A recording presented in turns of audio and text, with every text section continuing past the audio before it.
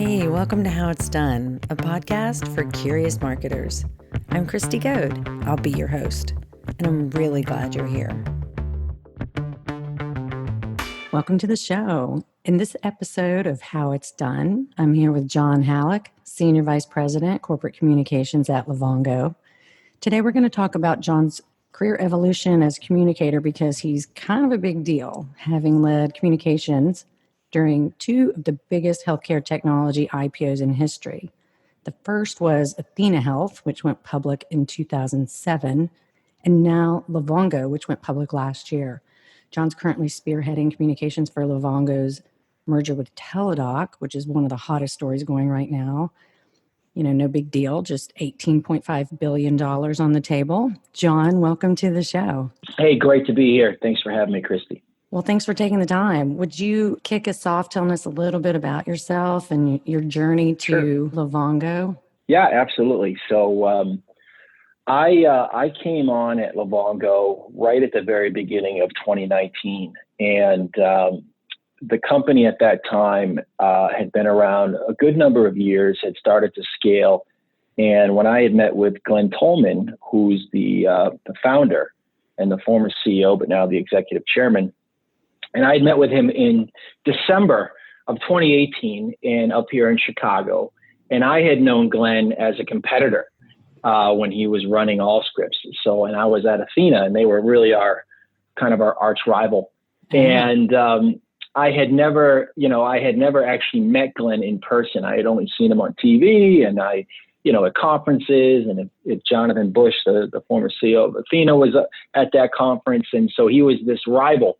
And he's the nicest guy. It's like two rock stars, right? They were like two guys. And you need it's kind of like Auburn in Alabama, right? You needed that competitor to motivate you. And when I met with him, he asked about my experience at Athena and Imprivata, and he said, "Listen, we want to go public." And I said, "That's great." And I said, "What's the timetable?" And he said, "Q2. Of this coming year." And this was December. This was December. And so that really, now at that time, did they have an internal comms lead at that time? They did not. They had various people at more junior levels. And so he fully realized that he needed a comprehensive corporate communications function. And not just from increasing awareness in the brand, but also in terms of getting ready to be a public company and all the work that goes into that, and then the investor relations component of that as well. So from the moment I started in January of 2019, it was an all-out race, Christy, because you had a couple of mandates. You were selecting banks, and you were going through that process of getting a company ready to be public, and you needed to bolster national and financial media. You needed to expand the speaking bureau and the subject matter experts. And events and speaking fall under my control at the company, and that was a critical part of expanding our awareness, in using our SMEs at Livongo, not just Glenn, but Dr. Jennifer Schneider, who's fantastic, and, our chief product officer and our chief data officer and chief medical officer, to really differentiate Livongo from what is a very crowded industry in digital health, right? It's very difficult to differentiate one company from the next in how they look and feel. And so we had a short amount of time to do that before we would file, and then have to be somewhat more conservative in how we communicated leading to the IPO. So we needed to set that stage, and we put into place a very aggressive plan that we felt was going to achieve all those goals. And when I came on board, I had a few people that were already here that came on my team. We didn't use an outside agency. And really the reason for that was, and I've used agencies from time to time in the past, was we just didn't have the time. We just didn't have the luxury of, doing a formal search and then selecting an agency and folding them in and getting them up to speed and coming up with a plan It was something that, I kind of dusted off my old game plan and said, all right, this is what we're going to do. Did you And have I was very fortunate. like Yeah. an Athena plan sort of like in your files? You're like, okay, I know the steps to Yeah. this. Yeah. Yeah. I mean, you have a really good idea of the things that you're going to need to do. The world's different in 2019 from a media standpoint than 2007. Oh And gosh, yeah, just a little bit, right? Understatement of the century, Understatement of the year. right? Yeah. And so social media was a big component of what we were going to do. We targeted key reporters that we felt could not only cover us immediately as a soon-to-be public company and why we were so well positioned and why what we were doing for people with chronic conditions was so unique, but also those would be the same reporters that we want covering us right up to the IPO and after. Then there was a whole initiative on. Yeah, Can I ask you? So were those reporters mostly business reporters that you were targeting? Yeah. Was it a combination of business and healthcare trade? It was both, but on the business press side, there was, if you take like a Maureen Farrell, she's a good example. She's a really good friend and a fantastic reporter for the Wall Street Journal. I knew we needed a story, okay, that was going to essentially set the table to get people, one, in the financial media aware of Livongo, okay, and why we were unique. And given that she was the primary, IPO and equities reporter for the Journal, I felt she was the person to do that and to really spend time with our management team, understanding the company. And she's not a healthcare reporter; she's an equities reporter. And her story in March of 2019 was really the story that kind of set things off, right? And it was a very large print and online story about our potential of going public and what that would mean for digital health. What we really wanted Livongo to represent for the industry, not just ourselves, was that there had been a lot of hype and expectations on the digital health community. An awful lot of venture capital obviously had been put into these companies over a number of years, but not a lot of exits, right? And very different than, let's say, the electronic health record practice management world years before. Mm-hmm. And so Livongo was going to be looked at as the company, for good and bad, that was going to be the litmus test for the entire industry. If it had a successful offering, if it demonstrated it could scale and what that looked like, well, that might open up the market for other companies. And I think you've seen that, since with some additional IPOs, mm-hmm. And certainly has spurred additional investment. So there was a lot of pressure, I think, on Livongo to have a successful debut, and clearly we were the largest consumer digital IPO in history. Yeah. But with that comes more scrutiny and comes more opinions on the company, and you get more of a competitive dynamic. You have competitors that do bits and pieces of what you do. So PR and communications has always been a strategic asset for the company, right? We're able to essentially increase the metabolic rate of the news and the thought leadership that we're doing, and do it at a cadence that our competitors have a difficult time replicating. And that arms our sales, that arms our marketing, et cetera. Can you elaborate on that a little bit? Because I think there's often a lot of confusion about the difference between marketing and PR. And I think you kind of just hit on that a little bit, but how do you describe to people, and when you step into these roles at these companies, do you have to sort of do some education around the role and the job and the value and the difference? Or have you been a fortunate one that steps into a role to companies that already understand that? I think it's the latter. So one of the reasons I was attracted to Livongo is, candidly, Glenn and the leadership team here understand the strategic value that communications and public relations plays in a company's evolution and brand, right? Everyone has a marketing function, every company. Now, some are better than others. Everybody's looking to create content that their sales teams can use to sell into prospects. What not all companies have is the ability to bolster their thought leadership and their presence in the earned media space, right? And do it at a level that their competitors can't. And the content that comes out of that gets put into the marketing engine right? That third party validation. That is a very unique thing if a company has that.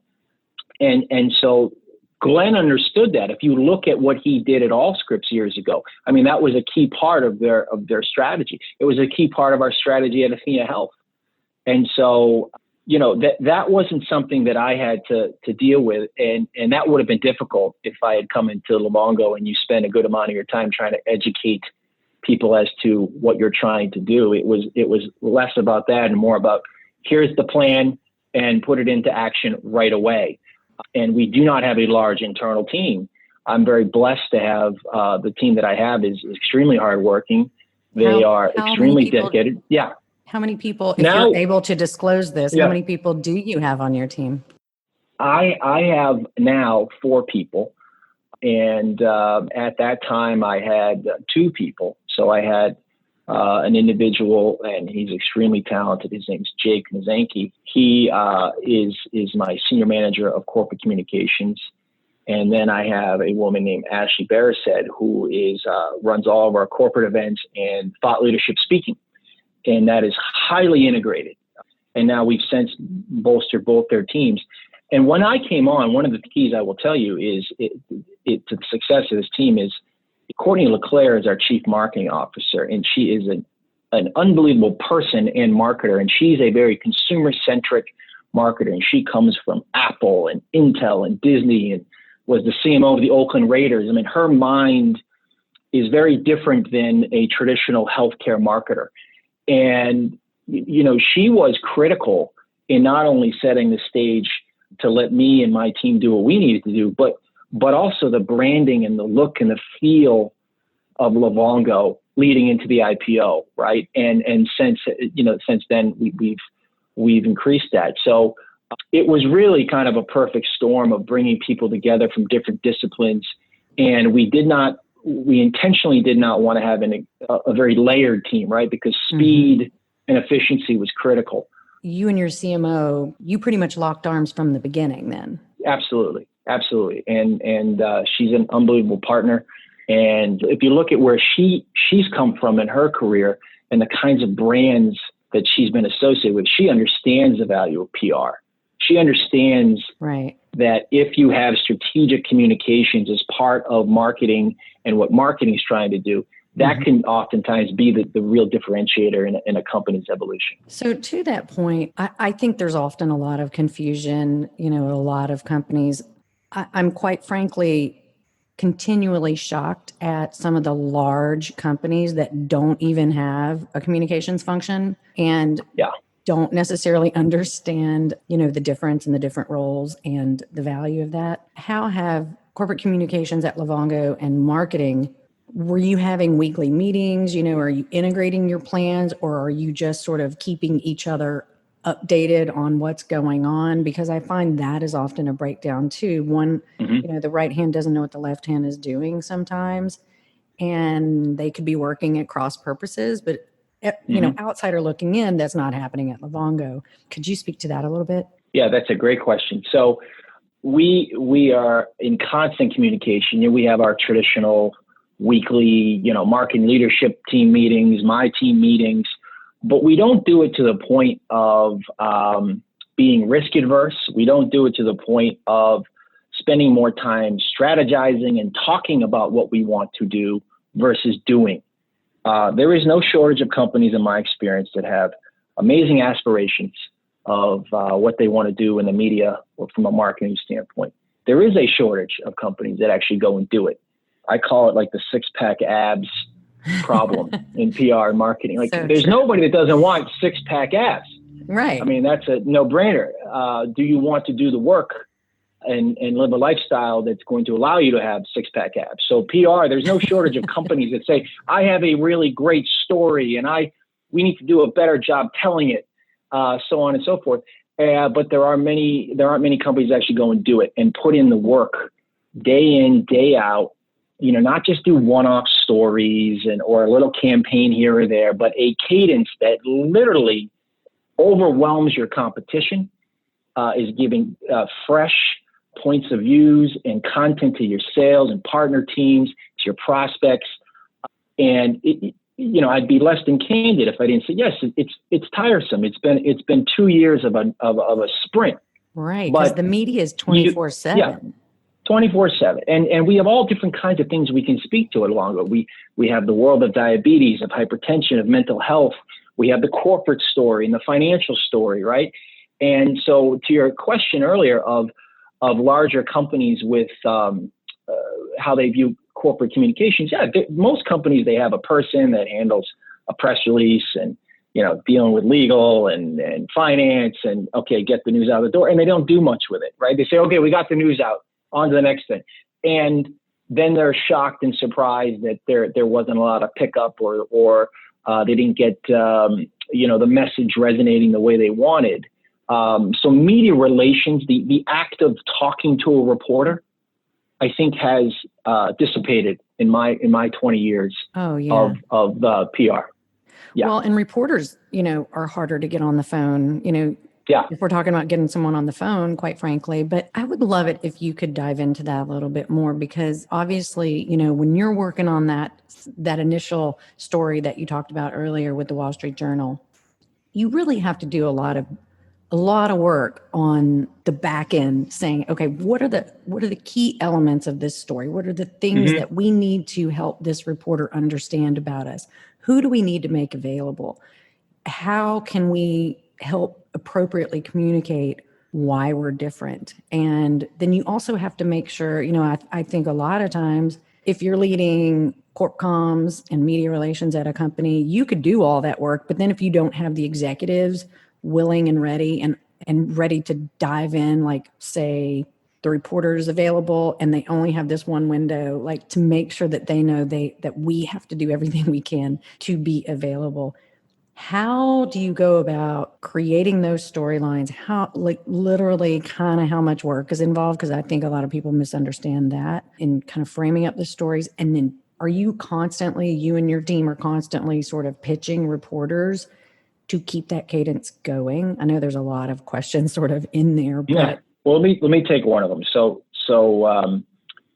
listen, having contacts with reporters, whether it's at the financial, business press level or trade level, is critical. I mean, that's not to be understated. So if you don't have relationships with reporters or influencers, it doesn't matter how well thought out, how articulate your comms messaging platform is or isn't, right?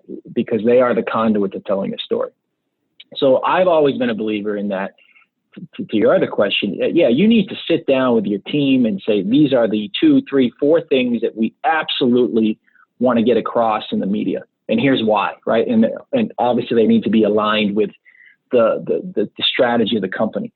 And then the time between that and executing has to be as short as possible, right? And what ends up happening is a lot of companies go through this first phase and they spend a lot of thoughtful time and everybody feels good. And the PowerPoint probably looks really beautiful and it's, 25 pages and it's awesome. And then they got to put it into practice. And that's where there often is a drop off. In the case of Livongo, there was no time to spend months coming up with some elaborate plan. The plan was very strategic and very targeted to our end goals in let's say 30, 60, 90, 6 months, a year, right? And we would be filling in the holes as we go. But the thing that I told Glenn, and he understood this, and Dr. Jennifer Schneider and our CEO, Zane Burke, they had to be 1,000% bought into the time and the commitment to execute it. Otherwise, it doesn't work. And so that would probably be the guidance I would give any corporate comms person that's looking to take a job or in a job that you need to really have the commitment of your executive team to execute that. And if you don't, it's going to be really challenging. That kind of speaks to, what you said at the top of the podcast about what was so appealing to you about Livongo is it was clear that there was that understanding, and it was clear that the leadership was bought in and understand the importance. I don't know if you've been at companies before where that wasn't the case. And as a comms person, you can't, you're hindered in your own success if there is not that partnership at the top. And no matter how good you may be, in my opinion, the CEO really has to be bought in, no matter how many other subject matter experts exist in the company. I feel pretty strongly that a lot of reporters, you can offer them up a lot of different people in the company, but sometimes if you're going to the highest level at the Wall Street Journal, the New York Times, whatever, they want the CEO most of the time. Mm-hmm. Mm-hmm. No, listen, Would you agree I have with had that experience. Yeah, absolutely. Okay. And I have been, I've been very fortunate in that either one, I fell into an opportunity like with Athena years and years ago, where I was blessed to have, a very charismatic CEO and a very strong executive team that was committed to PR, certainly with Livongo and Glenn, and then with like Omar Hussein at Imprivata or Clay Ritchie there. But I have had an experience where, you work at a company that we were saying earlier, that wants PR, they want corporate comm, but they really don't want to do what it takes probably to get it done. Or it was a check the box activity. Okay, we've got a PR comms person, we're good. And that wasn't particularly fun for me. And I would go home on a Friday night and kind of sit there and think to myself, boy, did I really get anything done this week? Did I move the ball? I wrote a lot of things. I came up with strategies. But again, if you don't have the executive team or the CEO that really wants to do it, let me give you an example, Christy. Between early March of this year and the end of June here at Livongo, we did over 290 media and investor meetings and calls. Wow. Right. That is just that is exhausting to even say out loud, just the right? scheduling of that is hours and hours of time. That's right. But that shows you that the dedication that Livongo has as a team to educating, whether it's investors, media, influencers, prospects, clients, as to what we are, how we're different, how we're helping them. And that's a huge commitment. That on top of the fact, if you look at from a speaking standpoint, because you guys are everywhere speaking, everywhere, in addition to the media, right? Right. And people think, well, is it just Glenn or Jenny? No, it's a whole team of folks that we use from a thought leadership standpoint. And we did 77 speaking engagements in 2019. And we've already done, I want to say, over 50 this year. And I noticed you've been doing a lot of Zoom webinars and those kinds of things since the pandemic. Like, you guys have not slowed down a bit. No. Well, we made a conscious decision to actually take it to another gear. And here's why. So if we looked at our pre-COVID, if we looked at our speaking schedule for the year, you've got the big ones, the CNBCs, the Fortune, the Forbes events, like, Financial Times, those kinds of things, you would be traveling to those, right? And that's actually a lot, because that makes scheduling even more challenging. But when things went virtual, we thought, gosh, this is going to be challenging with Zoom and it being virtual. And it actually, oddly enough, has made us more efficient in that it's easier for me to go get Bertha Coombs at CNBC to do something, because you know what? She has to do it on her computer, right? Versus going someplace to do it. Same with my executive. And so we actually went to another level in that. And now the reason we do that is we know that if one of our executives is doing a keynote fireside, we're going to get the video content, we're going to get a news story content, right? And then we're going to get the social that goes with that. And all that content, all that fuel goes into the marketing engine, right? And you have a marketing team that understands what to do with that content. That's right. And that's where, to your earlier question, that's where having the coordination with my counterparts in the marketing team is critical, in that as that fuel keeps coming in. I've been at companies where you have, to use that analogy, you've got a beautiful car in the driveway and no fuel. And then but sometimes you have barrels of fuel and no car, right? So either scenario is not going to be fun. And so here we are, the PR is a major source of content. And that's why it's important that the kind of content we're getting is aligned with our strategic goals. It's not PR for PR's sake. Right. And tell me about that handoff. Once you get those videos and those media hits, is it your team that packages it up and then says, here you go, marketing, here's all the hits we got, here's all the content we have, go do your thing? How does that handoff happen? It's a little bit of that. I mean, it's probably more disciplined than that, but not everything we do, for instance, is applicable to marketing. For instance, if we're doing a CNBC interview around earnings, probably not something we're going to use from a marketing standpoint. But a lot of the work we do in our blog around our clinical studies or our data insights, for instance, last week we did a little campaign on looking at all the blood pressure readings in the country, correlating that to COVID-19 outbreaks. I saw that. That was impressive. That's right. So that's like that really leveraging your data for PR, right? That's right. So marketing knows that's coming. They know to get that in front of sales. They know that the thing we want prospects and clients to know is, one, you want them asking, how'd you get that data? That's pretty cool, right? Well, let me tell you how we got that data, right? It opens up a conversation. And then you also want influencers, reporters, and others to say, well, that's really fascinating. I'm going to cover that. And by the way, are you able to get other data points and sources on this issue or that issue? You now become a resource for that reporter or that influencer. And that's really, to your earlier question of how you get good contacts and relationships with reporters, you become a resource for them. And a lot of the stuff that you and I are talking about is like media relations 101. And I'm always shocked at how our industry has gotten away from some of those fundamental things I was taught as a young guy coming out of college, right. Of media relations and understanding where the reporter is coming from, what they're trying to accomplish in their job, what you're trying to accomplish, as opposed to saying, hey, we're following Christy on Twitter and this is what she's tweeting about. And I think, well, have you actually talked to her?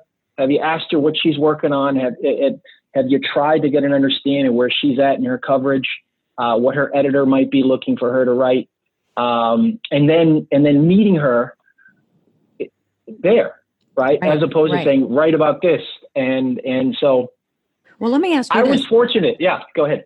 Well, so let's use, last week's, the data that you're talking about relative to blood pressure and COVID. Was that something that the company was doing and you said, oh, that's great, that's a media story? Or were you like, hey guys, what can we do? What data can we generate, to tie back to COVID to be relevant and a relevant part of this story? Because it was the latter. So we have a data science team, and they are, as you can imagine, extremely bright people. And I have found, whether it's Livongo or Athena, we had individuals like that back then, but we just didn't call them data scientists. They were just the really smart people down the hall that had a lot of data. And a good comms person is constantly story mining in their organization to find out what might be interesting coming out of their company. And so we work, and in fact, we do use a contractor, an individual that I worked with for years at Athena, and he's a fantastic writer. And he helps us with the bandwidth on driving that blog and that platform. But it's talking with the data scientists and the clinical team, and oftentimes they're sitting on information and data that is extremely compelling. It's then our job to package it up. Right. They're not sitting there every day going, oh, this would be a great media story. And so, no, they're not. I think you hit on something super important is the comms team, as well as the marketing team. You do kind of have to walk the halls, as they say, a little harder to do right now, but knock on doors, ask people. You've got to build those relationships internally, just like you're talking about building relationships with reporters, because it's a constant, kind of marrying of what are people interested in, and then what are the stories that we need to uncover within our own company to even be able to tell those stories externally. Yeah. I mean, that all falls into what I would call issues response. Even when once you build that muscle memory in a company, that ability to get the data out and put it and frame it in a way that's digestible to the market, as things come up in the world, you're able to speak to those things because your team has the ability to react faster. But if you don't do the hard work, if you don't, build that function internally, it makes it really difficult to conduct any kind of proactive issues response efforts, I think. Right. But we learned that at Athena years ago. We had an initiative called Payer View, where we ranked that too. We ranked all the health insurers. At the time, doctors were getting sliced and diced on cost and quality, right? And they were very upset. And they did, were upset at the health plan market for doing that. And we wanted to be an advocate for the doctor. And we also wanted people to understand what athenahealth did, right, as compared to software companies. So we released this data and we measured how well or poorly a payer did in paying a doctor on time. And the doctor was like, this is great. Somebody understands the pain that myself and my staff go through. And then prospects could say, well, how did you get that data? Great. Thanks for asking. Our sales folks could use it. The media loved it, obviously. And then they would ask the question, I didn't know it was so difficult for a doctor to get paid. Why is that? And that's the question we wanted. And that allowed us to inject our point of view and why what Athena was doing was unique. Mm-hmm. That's the same thing we do here at Livongo around, the notion of disease management is not new. That's not a new thing. The notion that that's where I first got into healthcare. I was internal, led corp comms at a company called Healthways. It was the leader in disease management at the time. It doesn't even exist anymore, but that was back in the early 2000s, and it's evolved a lot, obviously, but the concept, you're still having to educate people all the time. Right. Think about it. So the nice thing about, I think the correlation between Athena and Livongo is that the problem they were trying to solve was not new, right? Medical groups trying to get paid and be more efficient, not a new problem. Lots of companies that were trying to help them do that. Employers and health plans trying to rein in costs around diabetes, hypertension, or other chronic conditions, not a new thing. It's the way in which you go about addressing that problem that both Athena and Livongo have unique ways of doing that, right? And it's so the key from a comm standpoint is finding ways to talk about that and get people talking about and thinking about things differently. So data plays a big key. Yeah, and even more so today. And people understand, data a lot more too, I think. So I want to go back to have you talk a little bit more. So once you have those stories, you've got the buy-in. What's your philosophy on pitching the media? How much pitching, I'm using kind of air quotes, pitching are you and your team doing on a daily basis? Do you have a guiding philosophy, and do you have sort of a formula that works? Because I think a lot of people don't. I'm going to make it really simple. Yeah. Okay. And believe it or not, when I have a story that we're starting to develop or craft or a database campaign, I probably already know the reporter that I want to have write it and why. And I either pick up one reporter, basically, in your head. What's that? You'll zero in on one. Here's the one reporter I want to pitch this story to because it's so perfect for this person. Yeah, I know that individual is going to not only like it, but I think they'll do the story justice. I think they'll be genuine in their coverage. Now, I also know that there's going to be secondary coverage, but that's the person I want to cover. And I'll either text them or call them on the phone. That's where those relationships come in. I mean, you don't come out of college or, 2-3 years out of college and have this, awesome Rolodex of reporters. You build relationships with a reporter because you've delivered stories to them or been a resource to them for a long period of time, right? And they trust you. They know you're not going to waste their time, right? That's right. So that would be my advice to young people coming into this industry is got to work on your writing. Got to be a good writer. You got to be a writer that can write for different disciplines. You need to really focus on relationships with reporters and influencers, understanding the anatomy of a story, how a story comes to be, the role you play in it or don't play in it. Sometimes that's important to know. And then you can figure out, hey, what do I do with this coverage when I get it? But you really I just think, and I haven't been in the agency world in a long, long time. Yeah. But that is the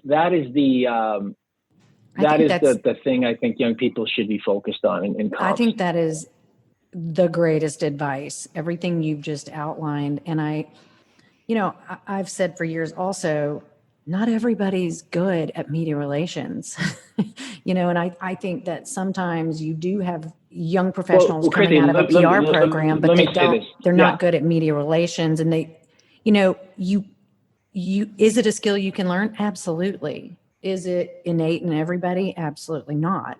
Well, that's what I never understood about the agency world, to be candid with you. So listen, here's what happens in agencies. I worked at some big ones. People can't pitch the media. They can't write very well. So they become account managers and they try to manage the account and the client, right? I think the people, and then typically the people that can do those core competencies very well probably can do the account management and the client relations pretty well too. And those people usually go on to do something else. And then that other person manages the billing and manages the client relationship and the weekly meetings and the follow-up scope, work in progress report, et cetera, which does me zero good, FYI, for agency people. It's great to have a weekly report. I want to really see what's in that report. And what's in that report should be the media relations, the results, and what you have in the queue. That's actually, I don't care what it looks like and how pretty it is and the bullets and so on and so forth. I care that you're actually getting coverage. You're getting the kind of coverage I want. You're creating the content I want, and you're getting it in the places I want it gotten. And so that has always been my challenge with agencies. So the agencies that I have used and would continue to use, and it's a very, very small list, are individuals that do just that. Right. And currently you do or do not have agencies that you're working with? We do not. We have one contractor that helps us from a writing standpoint a bit on the blog, but we don't. We have built a really strong internal team, like I mentioned earlier, and it's designed to be sleek and fast, and if we need more bandwidth, we get it. Right. I do think if you really want to tell a story, and you coming from the agency world for all these years, you know full well that if you don't have an internal person that gets it, quote unquote, you're sunk. You're done. Yeah. And so in fairness to the agency world, you can go and sign, fill in the blank, big giant company X, and they're a great new business. And they have this just bureaucratic internal comms division so it is a little bit of I don't know what you're talking about, to be fair, right? And so that's fair too. So before you go out and get an agency, again, this is advice to internal folks. Bring it on. Get your house in order. Make sure you can do what you need to do, and then if you need additional bandwidth, either hire internally or go get an agency, maybe some folks you've worked with before that can come in and be pretty crackerjack and get things done pretty quick. Right. And I So, think that you're hitting on a really important point here, especially, as someone on the agency side, a lot of lessons, have been learned through the years and even, continue to be learned to this day. On the one hand, I don't want to have to turn away a client. I don't want to have to turn away business, but, I have learned that you're better off turning away a client and turning away business from a PR media standpoint if you can see that they don't have that internal person, they don't have the buy-in, they don't really understand what's involved. And quite frankly, a lot of times they don't really have a story. They think they have a story, but they don't really have a story or internal thought leaders with the heft to be able to tell that story and to get the kind of results that they are saying they want. So I think it's a challenge, and it is hard to walk away from, that business sometimes. But I continue to learn that that's probably a better thing to do than to find yourself in a situation where it's a no-win situation and you're going to fail. And I think that is sort of the duty of the agency too. If you get people coming to you and to be very honest with them and say, hey, okay, I want to help you, but here's what has to happen. And if there isn't that strong internal team, then you have to be able to be willing to open the door to me to come in and mine for those stories and tell you the truth, because if I'm not going to tell you the truth, who is, right? That's right. And listen, I agree with you. Amen. And I think, if you're going to bring on an agency, the internal person has to have very good relationships with the executive team. They have to quarterback the efforts of the agency. And if they can't do that for an agency, they're probably not able to do that themselves internally, right? They're kind of part of the cog in things. Good point. And so good point. that's no one's to blame on that. I mean, it depends on the culture of a company, and it depends on how fast they want to go, and so on and so forth. So, what other advice do you have for us agency folks? No, I think that's it. Listen, like I said, I have a handful of folks that I used at Athena, I used at Imprivata, and oftentimes I'll use an agency if there's a very specific thing going on or some task, and either they have a level of expertise. For instance, right now we use a firm with the merger, right? There's a very real reason why you would do that. Right. But that agency, that firm doesn't pretend to be something they're not. They are. Right. They're like, this is what we do. Specifically that's what they do. And so I would, it's hard for larger agencies because they're either so big and they've acquired different smaller agencies and they try to be everything to everyone. I have always worked with more of the smaller boutique agencies where you get really, really talented people that are going to put a lot more into the account and learning the company and the business. Right. So, but then you understand that. I find that that's also sometimes a disconnect at companies. If the people internally, whether it's in marketing or communications, they really need to understand exactly what you're communicating right now, which is there's probably not a one size fits all. One agency that's great at everything. I think you're kidding yourself to think that. So having the relationships and the understanding and the experience to be able to say, who would be really a really great partner for this? And also be able to make that case internally as well. It's just like you've got your investor relations. So again, you're leading corporate communications, which includes PR, media, investor relations, and internal communications. So investor relations has been a unique thing. So I was handling IR pre-IPO. Okay. And then we brought somebody on. And then I kind of took it back, and then we decided to have another person do it. So, because that's a very different discipline. You're talking to Yeah, that's analysts. something that You're speaking to I had to learn. analysts rather than reporters, but it's the same kind I of love the analysts. relationship. They're Yeah. very similar. Listen, Yeah. I got my start in IR at Athena, mainly because we didn't have an IR function. We had to do it. Some of my best contacts, some of the people that I consider the closest are some of these analysts that they are like reporters. Okay. Yes. They are looking to cover the trends, the themes, the things in the market that are going to either be a positive or a negative and they got to write their driver reports in a company. That's right. So it's really the same discipline. It's obviously you're having a discussion around numbers, but I think if you're going to be a corporate comms person, you absolutely need to have a mastery of investor relations and understand, if nothing else, whether you're controlling it or you're working with a counterpart that does. If nothing else, from a disclosure and regulatory standpoint, right. but why, some campaigns you're doing or things you're saying could have an impact in IR, and if you can integrate those, like we have it at Livongo, remember we were trying, Christy, Livongo is a technology company that happens to be in healthcare. So when we were going public, you had groups of technology investors that they're not either interested or don't fully understand healthcare. You had healthcare investors that really weren't technology folks. So you had to bridge that. And PR plays a critical role because obviously they read our coverage. They read how we're being discussed. The first thing they're going to do is Google you. That's right. Yeah.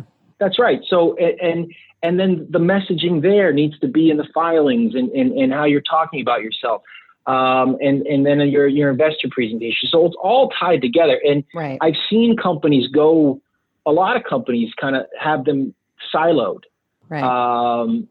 And I have opinions on that, but I think when they're integrated, you can really optimize both, especially if you're obviously a public company, because you want to know what both hands are doing.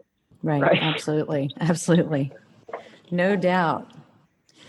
John, talk to us about the intensity and what goes into, and sort of, have you just been on 24/7 mode again when you're announcing an $18.5 billion merger acquisition with Teladoc and Livongo? I mean, Teladoc's been out there in the media just front and center for a while, but then with COVID, it's like everything kicked into high gear, and then you guys come out with this in the middle of the pandemic.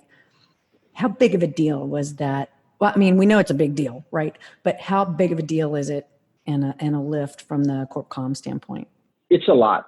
It's a lot. I don't want to, sugarcoat it. It's a lot of work.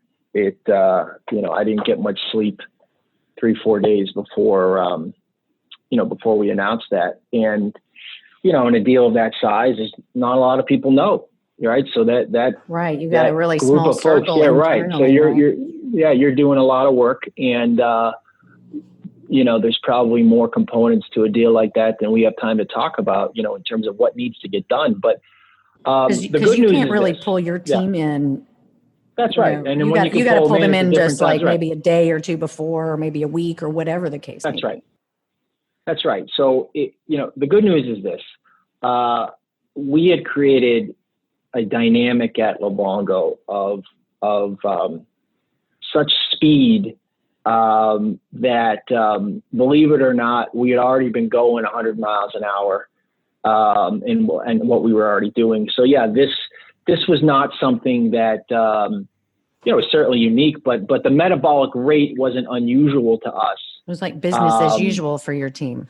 I wouldn't call it business as usual, but well, I mean, if you've like, never, we right. got it. We can do this. We're gonna, and everybody probably just we can do this, right? We can do this. We'll do it. We'll pull some all-nighters. We're on it. It's like a football team. If you've never been to the Super Bowl, it can be pretty daunting. The media interviews and 2 weeks of that craziness. But if you have, it makes it easier for the team that has. So, understanding that that there was going to be a lot of work. And then there was going to be a lot of work around educating the investment community, the media, employees, partners, clients. There's like phase one of getting the news out the door in that first day, and then there's an awful lot of work and cadence that comes after that. Yeah, it's been a very busy but exciting, I'll call it, month and a half. And so what's next? What's next on that front? Oh, I think we'll just keep we continue to file the necessary updates on the merger, and like we've said, we look to get it finalized in Q4. I think what you saw there, where, as you mentioned, two of the leading companies respective to what they do in the market come together, and you saw 3, 4, 5 years of evolution in virtual care be truncated down into 6 months. And I think there's absolutely been a sea change in terms of how consumers view virtual care, engaging with healthcare virtually. You obviously saw a massive spike during COVID in terms of virtual visits, and that will come down, but it's not going to ever go to where it was, right? At that 3, 4, 5%. And so now hospitals are going to have to change the way they think about engaging their populations. Doctors are going to have to think about how they change a bit. I don't think it's going to be as big a heavy lift as it was maybe in electronic health record days, where you're asking doctors to make a major workflow shift. Yeah. I think we're past that. But you think about it now, for what this new company will be able to do, which is essentially change the entire experience for a consumer and how they engage healthcare. Yeah. So I'm excited about that, because candidly, I've been talking about the same story for 20 years, and I'd like to actually see some of it come to fruition. You're like, oh my right? God, So I think we're there. Yeah, it might actually happen. This is great. That would be amazing. Yeah. So it's very exciting. So what does this mean for you, or can you even say at this point, if Livongo then becomes part of Teladoc, how does that typically work? Or is that something you really don't know yet in terms of I think all that's being figured out. Phase, I think it's all being figured out in terms of leadership structure, and right. We'll update folks as that happens. But I think from a macro standpoint, the new company is extremely well positioned. There's very strong leadership on both sides. Oh yeah, for sure. And so we're figuring that out. Yeah, and that's part of that's part of the process of a merger like this is the different communication milestones of updating internal folks and external folks of what's going on. So I'll probably leave it there. Stay tuned for updates all around. Right. Oh, we'll be watching. And the whole time I'm going to be like, oh my gosh, his team's getting 0 sleep or vacation, but that's okay. Hey, at least we have the NFL back, right? So you have like that 1 day a week reprieve mentally. I know. I was very happy to see that be the case. And I was very happy to see the Tennessee Titans win the other night. So. Well, I'm now officially a Tampa Bay fan. I've had to make a switch. And I have to be, right? Yeah, I'll go back to being a Pats fan when Belichick probably retires. I'm pretty excited about the Pats' new quarterback, because he's an Auburn guy, War Eagle.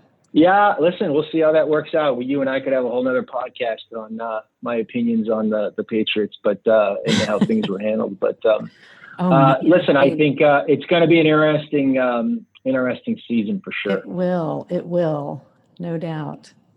Okay, well, before we wrap up, and I so appreciate your time. This has been fascinating, and I hope we'll get a chance to talk again. But I got a burning question for you, John. So there's a few really awesome pictures of you and Glenn and others when you guys did your IPO there at the NASDAQ. And there's one in particular that you and I, shared prior to the podcast.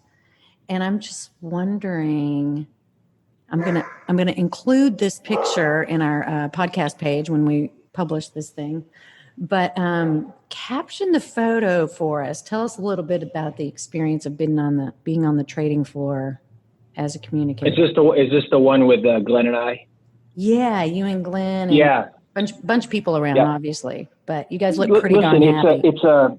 it's a crazy day. It's a crazy number of days leading into it.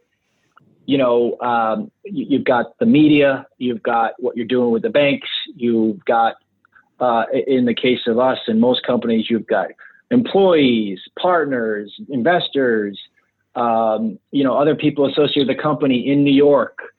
Courtney, who I mentioned earlier, she's running the whole kind of experience for them. And then in our case, you had engagement of all of our employees in remote locations. We had celebrations in each office. I will tell you tactically, from a PR perspective, it's actually easier to do the IPO last year than it was years ago, because CNBC is actually right there in the NASDAQ now. And they have far more media capabilities and studios at the NASDAQ. We did, I don't have the exact number, but some ridiculous number of media interviews in like the span of an hour, because you have people going outside for pictures. So you're grabbing your execs, and you've got CNBC going live with Bertha Coombs. And you're trying to, people are having a great time. They're experiencing it. It's exciting. From my perspective, listen, you're trying to keep the trains running and get things done. It was a great day. It was tiring. I was able to get some sleep on the plane ride home. But hey, listen, Glenn says it best. The IPO is an exciting day. It's a huge brand event. But then, you go back to work the next day, and you now have a couple thousand new bosses. Man, Glenn never stops, does he? He's like a no, he doesn't. Listen, I have a new appreciation for why the man was so difficult to compete against for almost a decade, and he doesn't ever get tired of it, does he? He doesn't, and he's a world-class entrepreneur. He's a great mentor. I've learned a tremendous amount from him. Yeah. Not just about business, but about life. And he seems like a great guy. Yeah, he is. And he's very thoughtful. Yeah, he's demanding, but I think anybody that's at his level, and has done what he's done, they demand a lot from you, and they hold you accountable to integrity. You do what you say you were going to do. Right. And they if make you you don't, better. then they do. And so it's been great, and I'm excited for what's next with the new company and what the industry at large. I think you've been in healthcare as well. I mean, we've all been kind of talking about some form or fashion of this for so long. It would be nice to see some of it actually come to fruition. I'm going to remain cautiously optimistic. Yeah. Yet hopeful. You're right. I mean, sometimes, it's like, okay, the time has come. And I think we're kind of one of those tipping point, kind of moments in time. Yeah. Listen, it's unfortunate it took a pandemic. There's been a lot of silver linings from the pandemic, I think a lot of people are feeling that way. I'm having those conversations with people, but there's been a lot of good things, and a lot of things that I think we needed, quite frankly. So, maybe this is one of them. Be great. It would be. And I think healthcare is that one industry that we all kind of sit back and scratch our head and say, gosh, if you look at commerce, if you look at content, and how those have all changed, and then an industry the size of healthcare and the impact it has on our economy, that it hasn't made that switch to that degree is mind-boggling. But let's hope that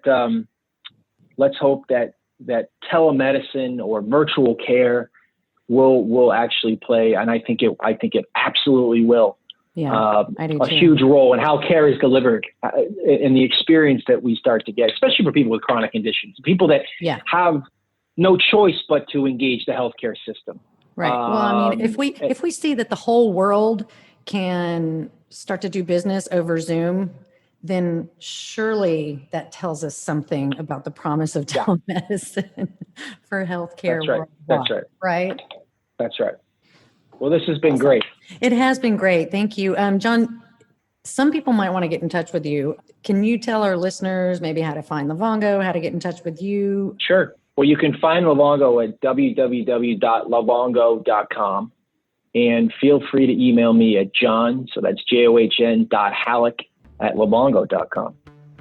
Awesome. Happy to correspond with anybody. Awesome. Well, that wraps us up for this episode of How It's Done. My guest today has been John Hallock, Senior Vice President, Corporate Communications at Livongo. Thank you, John. I really appreciate you being on the show and taking a deeper dive into your career. It's fascinating. I love watching what you're doing. I'm so glad that we were able to meet, a couple years ago now here in Nashville. So I'll continue to watch and admire you as you continue on your journey, and good luck with everything. Thank you so much, Christy. Same to you. Okay. Take Bye-bye. care. Be well. Bye-bye. That's it for now. Thanks so much for listening. We're looking forward to keeping great conversations coming your way as we grow this podcast. There's even more great content from our conversations on our blog. Be sure to check it out at growwithfuoco.com. That's grow with Fuoco, Fuoco.com. Stay tuned until next time, and no matter what, stay curious.